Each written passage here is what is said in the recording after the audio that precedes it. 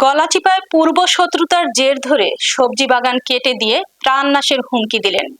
বিস্তারিত থাকছে মোহাম্মদ জসিমউদ্দিনের প্রতিবেদনে। পটুয়াখালীর গলাচিপার চরকাজল ইউনিয়নের ২ নং ওয়ার্ডের বড় চরকাজল গ্রামের জমি নিয়ে বিরোধের জেরে ৪০% জমিতে লাগানো বিভিন্ন জাতের শীতকালীন সবজি কেটে দিয়েছে প্রতিপক্ষরা।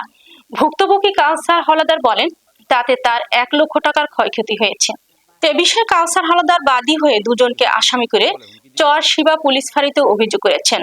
অভিযোগ সূত্রে জানা যায়, রবিবার সকাল ৯টার সময় মোতাহার মোল্লার ২ ছেলে শিহাব ও সজীব মোল্লা কাউসারের ৪০% জমিতে সবজি বাগান কেটে ক্ষয়ক্ষতি করেছে। সজীব ও শিহাব মোল্লা বিগত ২ থেকে ৩ বছর ধরে গ্রামের সন্ত্রাসীমূলক কর্মকাণ্ড করে বেড়ায়, দিনব্যাপী বেপরোয়া হয়ে উঠেছে।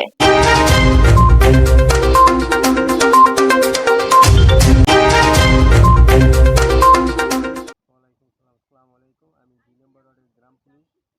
আমি এই ঘটনা আমার কাছে আমার চরকাজলের ২ নম্বর ওয়ার্ডের ইউপি সদস্য রিপি সভাটা মোবাইল করার পর আমি এখানে আসার পর ঘটনাস্থানে আমি হয়তো ফলের গাছ অনেক আছে, সবই নষ্ট করছে। জানতে পারছেন কে নষ্ট করছে? হ্যাঁ, জানতে পারছি তার ভাই ছিল। ভাই ছিলেন না, কে কি নাম? সিয়াব আর সবুজ নাকি সজীব। সিয়াব আর সজীব ২ ভাই তারা আসছে। সে বলছে আমি দেখিনি।